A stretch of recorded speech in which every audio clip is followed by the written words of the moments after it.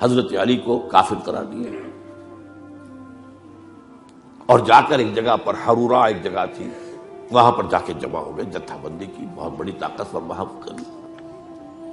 انہوں نے طے کیا کہ علی بھی کافر ہو گیا، معاویہ بھی کافر ہو گیا، عمرو بن العاص بھی کافر ہو گئے، سب کافر ہیں۔ حضرت علی کی طرف سے ایک گئے سفیر ان سے بات کرنے کے لیے، تو انہوں نے کہا تم ہی نے تو کہا تھا کہ تحکیم کو تسلیم کرو، کہ ہاں ہم نے گناہ کیا تھا، کفر کیا تھا، ہم توبہ کی ہم نے، اگر علی بھی مان لے کہ میں نے مان کر کفر کیا تھا اب میں توبہ کرتا ہوں تو ہم ان کی بات مان لیں گے۔ اب حضرت علی اس طرح کا جھوٹ کیسے بولتے، انہوں نے تو کوئی کفر نہیں کیا تھا۔ مہاراج انہوں نے پھر بھی نرمی برتی کہ دیکھو اگر تم کوئی خونریزی نہیں کرو گے، فساد نہیں مچاؤ گے تو میں تمہیں کچھ نہیں کہوں گا، لیکن وہ اپنی ان شرارتوں سے بعد نہیں آئے۔ تو پھر تیسری جو بڑی جنگ ہوئی ہے ان جنگوں میں، جنگ نہروان کہلاتی ہے، حضرت علی کی جنگ خوارج کے ساتھ، جس میں 4000 خارجی جو ہے وہ ختم ہوئے۔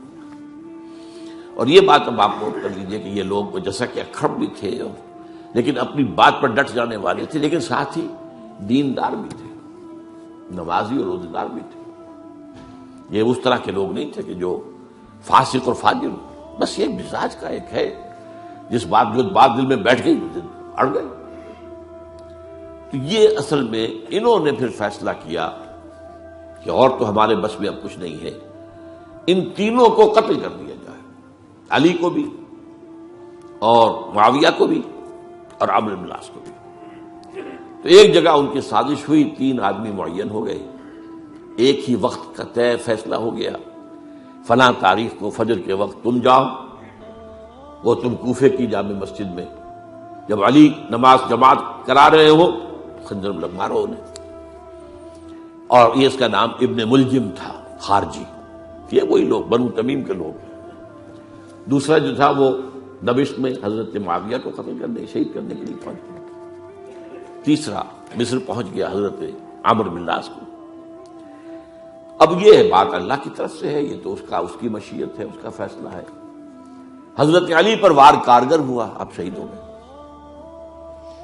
حضرت معاویہ پر وہ وار ذرا اوچھا پڑا، زخمی تو ہوئے لیکن آپ کی جان بچ گئی۔